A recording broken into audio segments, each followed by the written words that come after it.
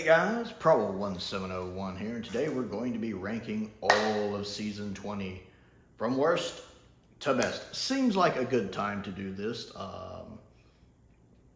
especially now that I've seen all of Season 20, and all of the Davison era, and all of 80s Who, and all of color classic Who, 70s and 80s.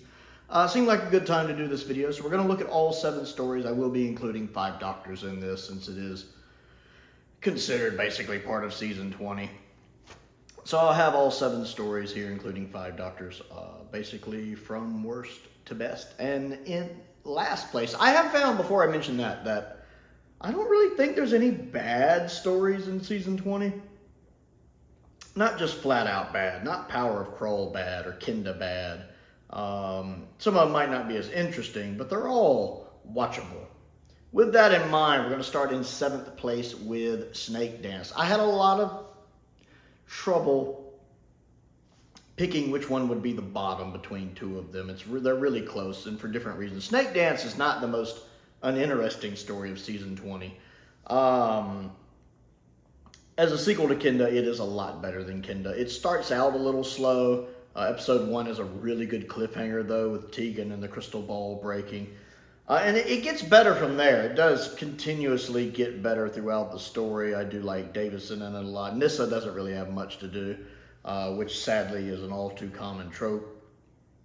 But it's a great story for Tegan. I do like possessed Tegan, so I'm glad we get more of that here than we did in Kinda. I do like the kind of old wise guy who teaches the doctor, basically how to fight the Mara and all that. He's pretty cool. I didn't realize Doc Martin himself was actually in an episode of that. I didn't realize that's who Martin Clues was. I wasn't really familiar. I live in the States. Some of these actors, like on Behind the Sofa, they're like, oh, and there's a making of them there. Oh, and I'm sitting there going, I have no idea who this is. So that's interesting to learn. But yeah, I enjoyed Snake Dance. It was definitely a lot better than I thought it was going to be, especially as it went on. It did get better. And the effect of the Mara was definitely much more effectively done. It would be possibly a little higher if it had the deleted scene for the end of the story actually in the story, because I have watched the deleted scene that actually was basically the ending scene for the story, and I feel like the final episode needed it. I guess it was cut for, because of runtime. But the way it actually ends in the story, it's a little, to me, it's all right, but I much prefer watching the deleted scene where you actually get to see kind of the aftermath of everything. That really does add a lot to the story, and I hope on the Season 20 box set there is a way where you can watch Episode 4 with that deleted scene incorporated into the episode and that deleted footage incorporated in. I'd really like that. Number 6 on the list is Terminus. Now, Terminus is less interesting than Snake Dance. That's why I really had trouble with these 2, placing them. Terminus is not a bad story. It is a very forgettable story. It's that kind of story you forget about. Like, I remember before the last time I watched Terminus, I couldn't really remember what happened in it. I remembered the dog thing, and then being on something like a space station, a prison. I couldn't remember what I thought it was. That was really about it. Terminus is one of those, if you don't watch it for like a year, you're like, what the heck happened in Terminus? Somebody be like, what, have you ever seen Terminus? Yeah. What's it about? Hold on a moment. I got nothing. There's a dog thing in it, though. Terminus is very forgettable. The parts with Tegan and Turlo just running around and the little ducks and stuff take forever. And obviously they were trying to get Sarah Sutton out of as much of her clothes as they thought they could get away with. There was some weird camera angles involved. But the reason it ranks a little higher and why I don't dislike it is I do like the story itself. Like on paper, the actual story of them being on this ship, that the first engine blowing up was basically the Big Bang. And if the second engine blows up, boom, another Big Bang. The idea behind the dog thing I like. I actually do like the suits the guys wear in it. They kind of remind me of the Freeman suits in David Lynch's 1984 Dune. I like that. So the idea of the story I actually really enjoy. It's just not executed the best, but the idea of it's nice. That's why it places slightly higher. Number 5 on the list is Maldron Undead, which I like. Maldron Undead is fine. I actually really like season 20, I'm discovering. I don't really like the costume design for Maldron and the other people with the little wave, with the pale skin and the hair and that little thing on the top of their head. It always grosses me out when the way that looks on the top of their head. Ooh. I don't like that. That's probably one of the reasons it's not higher. It's flat out that right there. I don't like that. It bothers me every time I have to look at it. That's costing it places. I do wish they could have gotten William Russell, because I would have rather had Ian back over the Brigadier, because I like the Brigadiers. I'm always happy to see Nicholas Courtney back, and he's fantastic in this, playing both parts. It's great to see him. But just, it seems out of character for me for the Brigadier to retire and be a teacher. It just seems odd. You know, to me, I figure like he'd be military for life, or, I mean, he's out of military school. It kind of makes sense, but I just don't see him retiring to be a teacher. I have a hard time wrapping my head around that. So I would have preferred seeing William Russell come back, or Jacqueline Hill come back in an actual teacher role there. That would have worked better for me. Nicholas Courtney's great. I enjoy the story and how well both the Brigadiers are incorporated into it and how it explains his memory loss. It's a great introduction to Turlough. And it's also a great a way to bring back the Black Guardian. I always like Valentine. He's such a great actor. He just has that voice, you know, that deep, booming voice. I absolutely love him in the slipback audio when he plays the captain in that. He just has such a cool voice. Just sounds evil. So it's good having him back, even though I can't quite get used to the bird thing on his head. And I like the updated effects for it. Those do help it a bit. The story itself is fine, if nothing to write home about. Number 4 on the list, the just recently watched King's Demons. I didn't mind King's Demons. I talked a lot about that in my review. I don't think it deserves its reputation, at least on first watch. Again, it was just my first watch through of it. I think as a two-parter, it's fine. There are bits of it that are a little rushed, like people constantly switching allegiances, or people constantly following this person just to follow this person, just to follow this person. But at the same time, I don't think it would have worked as a 4-parter. I just don't, or even a 3-parter. So I love the guy playing Prince John in it, the Prince John imposter. That actor is just selling it. I love it. He's doing theatrical. He's doing it like theatrically, but in a good way that feels like the way a king would talk. And I enjoy the parts when he's singing, when he's playing the instrument and he's just singing. I really liked him in the role. Anthony Ainley as the master. It's very obviously Anthony Ainley, even when he's in the makeup. I don't need the episode cliffhanger to know it's the master. As soon as I saw Anthony Ainley, I'm like, that's Anthony Ainley. I mean, I knew he was in the story anyway. But it's obviously him. It looks like him. It sounds like him. It's Anthony Ainley. I do enjoy the sword fight that basically ends episode 1, even if the actual cliffhanger of, it's actually me, Doctor, you have been naive. I'm like, again, this happens a lot in the Davison era. And then the mental battle they have at the end of the story is really good. Chameleon's not as irksome in this. Luckily, he's not in his robotic mode very much. But whereas I hated him in Planet of Fire, he's fine here. Especially since you don't even find out really about Chameleon until a good way through episode 2. So you don't have to deal with him a lot. Most of the time, he's just the king, and I like the king. Tegan doesn't really get much to do here. To be honest, Turlough doesn't really get much to do here. The guest cast are all right. Some of the characters are a bit two-dimensional, but the actors are doing the best with what they have. The guy playing Lord Geoffrey, or whatever his name is, the one that had been with the king like 4 hours before in England, he's good. I liked him a lot. And Davison is okay in this one. It's not one of his best, not one of his worst. He's fine.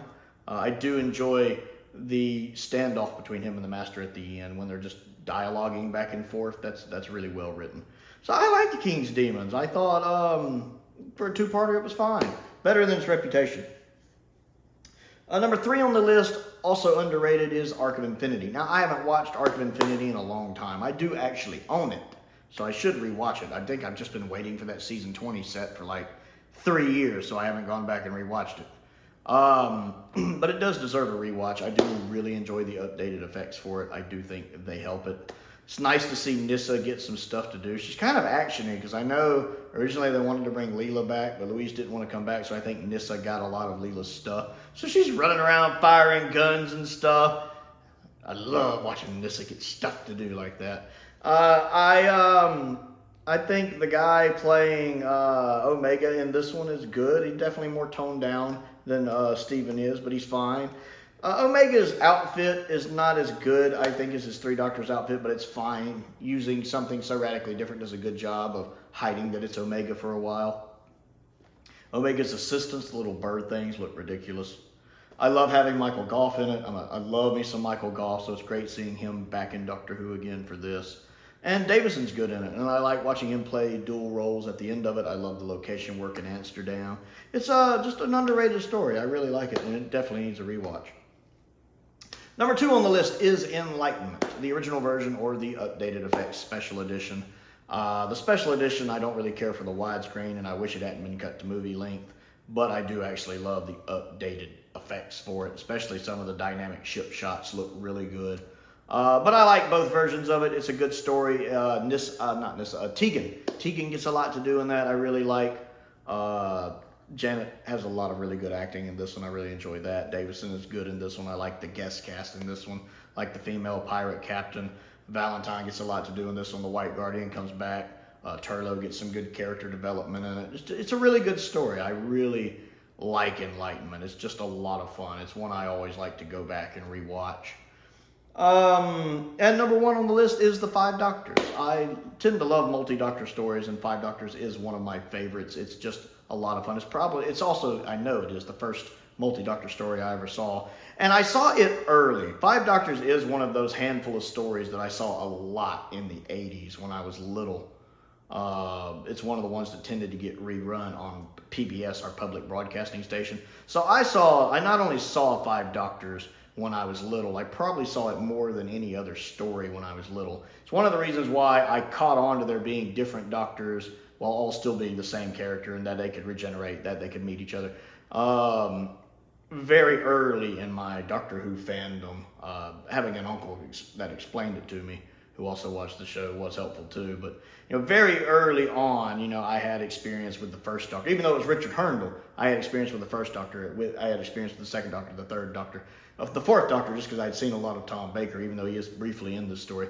At the time when I was little, I didn't know anything about Shada, so I assumed Tom just, couldn't do a lot of the story, and he just filmed that one little scene with him on the ferry.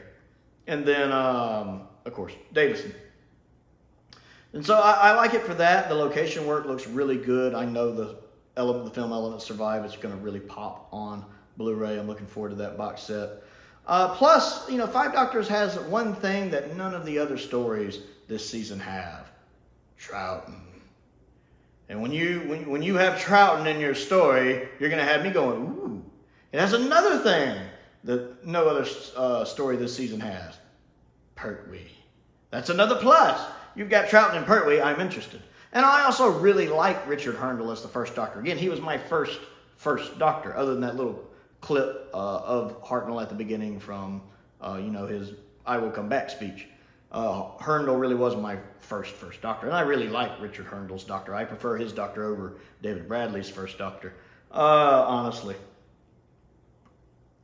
So I really like Five Doctors. The story is not the best in the world, but for me it's less about the story and more that it's just a celebration of Doctor Who. It's bringing back the old Doctors. It's bringing back the old companions for an adventure. So even if the story doesn't make the most sense, I do like the conclusion of it. I didn't understand that Barusa had been a good guy in so much of the series for a while. I do now. So him kind of turning at the end is a neat little twist for someone who's familiar with Classic Who. This is like Barusa's, fourth story? And he'd been always kind of a good guy before. So it is a bit of a twist. And it is kind of a tragic fall from grace for the character. But I do like the twist of how eternity works at the end and finding out how powerful Rassilon is. But the joy of seeing Sarah Jane back, of getting a brief glimpse of K9, of getting the Brigadier back, of even seeing Susan. And the little clips we get of Jamie and Victoria and all, or Zoe and all of them.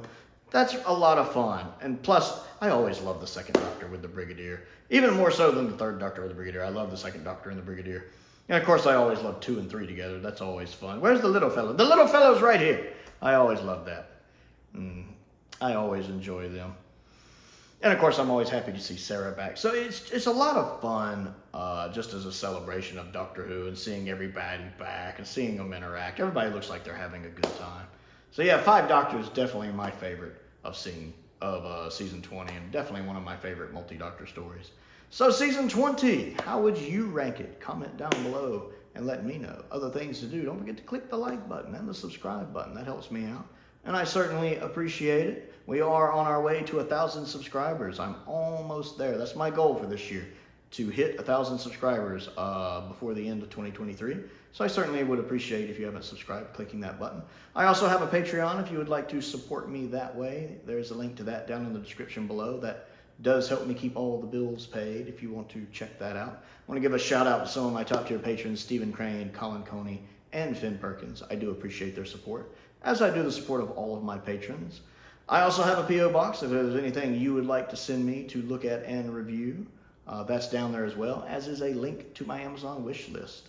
Most importantly, though, thank you for watching.